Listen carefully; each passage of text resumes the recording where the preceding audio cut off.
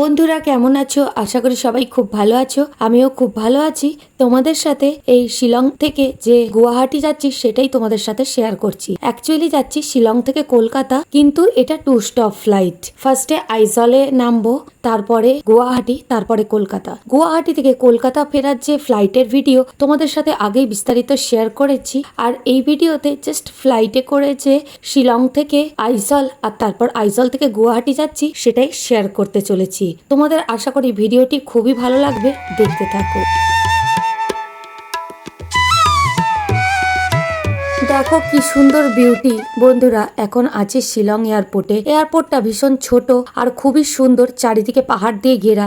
আর এই যে আমরা ভেতরে চলে এসেছি, আর এখান থেকে বিভিন্ন রকম ফ্লাইট উঠছে নামছে, যেটা দেখতে ভীষণই সুন্দর লাগছে। আর বন্ধুরা নিজের অভিজ্ঞতা থেকেই এই জায়গায় জানিয়ে রাখি, পাহাড়ি জায়গায় কিন্তু একটু আগের থেকেই চেক ইন এইসব করে নেবে, বা পুরোপুরি টাইমের মধ্যেই চলে আসবে। এইসব জায়গা পাহাড়ি জায়গা তো, কারণ এখানে ফ্লাইট পুরো ভর্তি হয়ে গেলে টাইমের অনেক আগে কিন্তু ছেড়ে দেয়। তাই যখন একটু ওয়েদার ভালো বা সবাই চলে আসে তখন কিন্তু 1 ঘন্টা আগেও কখনো কখনো ছেড়ে দেয়। বন্ধুরা আমাদের ফ্লাইট টাইমে ছেড়ে দিয়েছে, আর এই যে আকাশে উঠছি। আর আমাদের অ্যাকচুয়ালি নন স্টপ ফ্লাইটও ছিল, আর 2 স্টপ ফ্লাইট ইচ্ছে করেই নিয়েছি, কারণ সব সময় তো ফ্লাইটে চাপা হয় না। তাই যখন ফ্লাইটে চাপা হয় তখন এরকম স্টপ ওয়ালা ফ্লাইট গুলো ভালো লাগে। এখানে খুব একটা ডিলে নেই, কলকাতা যাওয়ার টাইম 2 ঘন্টায়, তো মাঝখানে আইজল আর গুয়াহাটিতে স্টপে যাচ্ছে। আর এই যে এখান থেকে বাইরের ভিউটা দেখে নিচ্ছি। ফ্লাইটে ওঠা আর নামাটাই আনন্দের। এমনিতেও ফ্লাইটে বসে থাকলে তো কোনো ভিউও নেই আর কিছু বোঝাও যায় না, তার থেকে কখনো কখনো মনে হয় ট্রেন জার্নিটা এনজয় করা যায়। কিন্তু ফ্লাইট জার্নির একটা আলাদা মজা রয়েছে, এয়ারপোর্টে অ্যাক্সেসের মজা রয়েছে। যাই হোক, এখন যেরকম যা ভিউ পাচ্ছি তোমাদের সাথেও শেয়ার করতে থাকছি। দেখো বন্ধুরা, আমরা এই যে শিলং থেকে চেপে গিয়েছি, ফার্স্টে কিন্তু নামবো আইজলে।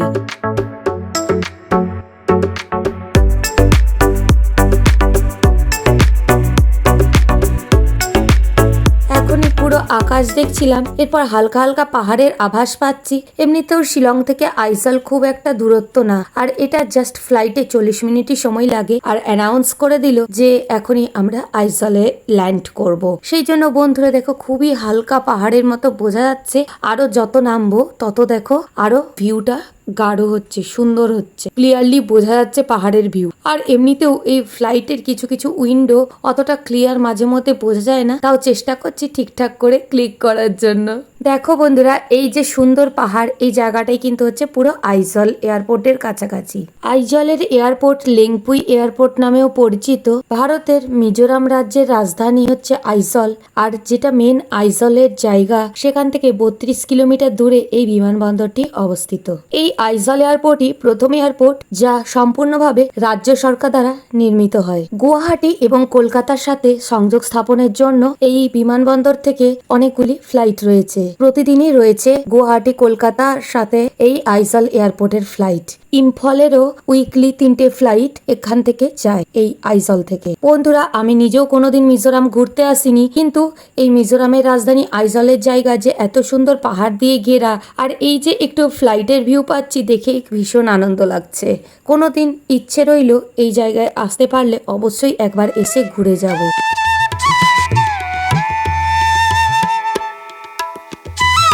দেখো বন্ধুরা পাহাড়টা কি পরিষ্কার বোঝা যাচ্ছে, আর এরপরে এই যে আমরা ল্যান্ড করে যাচ্ছি।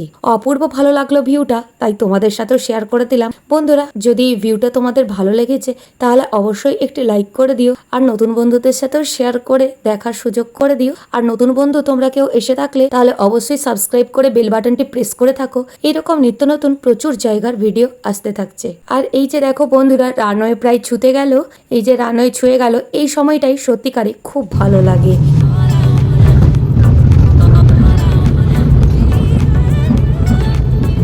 ফ্লাইটে তো ওঠা আর নামাটাই মজা, ট্রাভেল করার চাইতো। আর দেখো দূরে কি সুন্দর পাহাড় দেখা যাচ্ছে।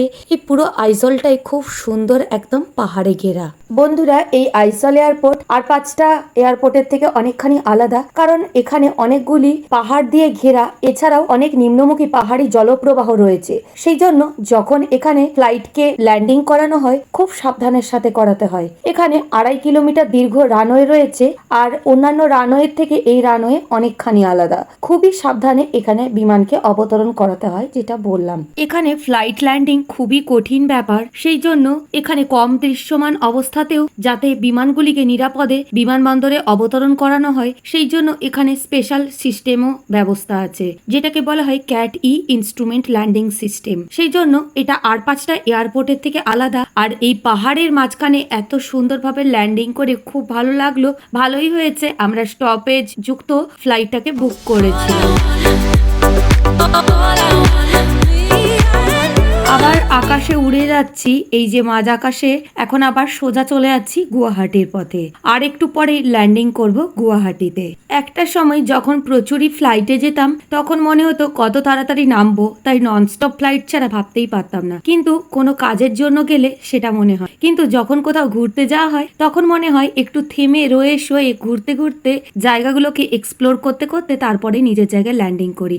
খুবই ভালো লাগে বিভিন্ন জায়গা এক্সপ্লোর করে ঘুরে নিয়ে ঘরে ফিরতে। আর বন্ধুরা দেখো, এই যে এরপর নিচে জায়গা দেখা যাচ্ছে আর এই যে কৃষি জমি দেখা যাচ্ছে, তার মানেই হচ্ছে আমরা গুয়াহাটির কাছাকাছি চলে এসেছি।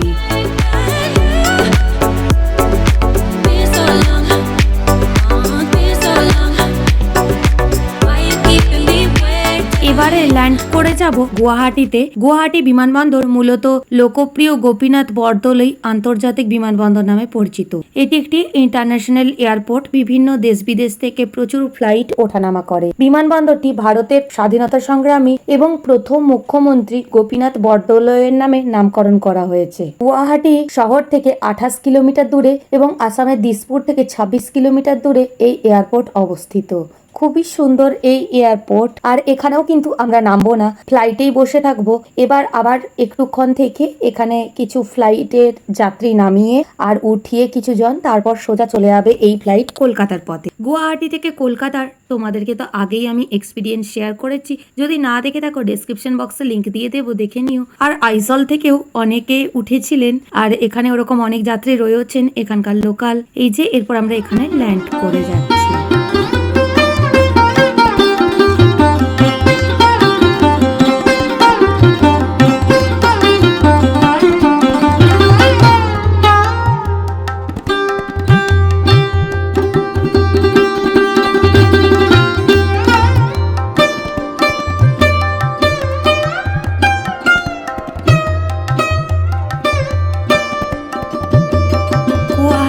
এয়ারপোর্টের এই যে রানওয়েতে ফ্লাইট ছুটছে, এরপরে এখানে কিছুক্ষণ ওয়েট করবে, সাথে আমরাও তো ওয়েট করবই। তারপর আলটিমেটলি কলকাতা। আর যেমন বললাম, ভিডিওটা তোমাদেরকে ডেসক্রিপশন বক্সে লিংক দিয়ে রাখছি।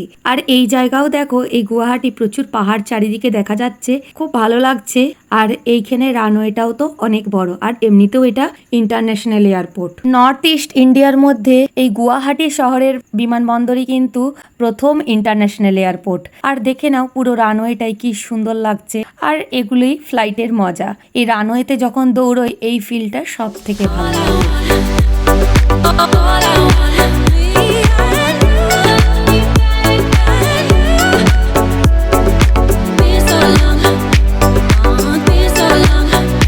বন্ধুরা, এই ভিডিওটা আর বড় করলাম না। আর তোমাদের সাথে এরকমই নিত্য নতুন প্রচুর জার্নি শেয়ার করতে চলেছি, বিভিন্ন ব্লগ আসতে চলেছে, তোমরা সাথে থেকো।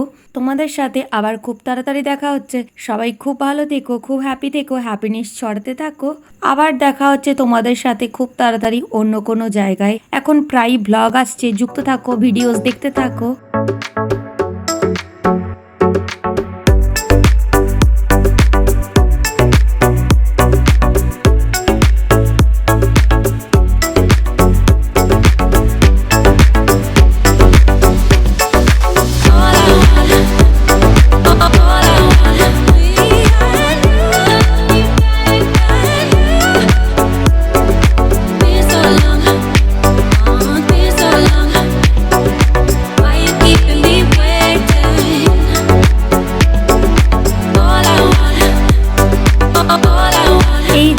নেমে গিয়েছি গুয়াহাটিতে। আর দিদির সাথে ভিডিও কল চলছে। আর এই যে বাইরের সমস্ত কিছু সেফটি চেক আপ এইসব হচ্ছে। সব মিলিয়ে ভিডিওটাকে এখানেই শেষ করছি।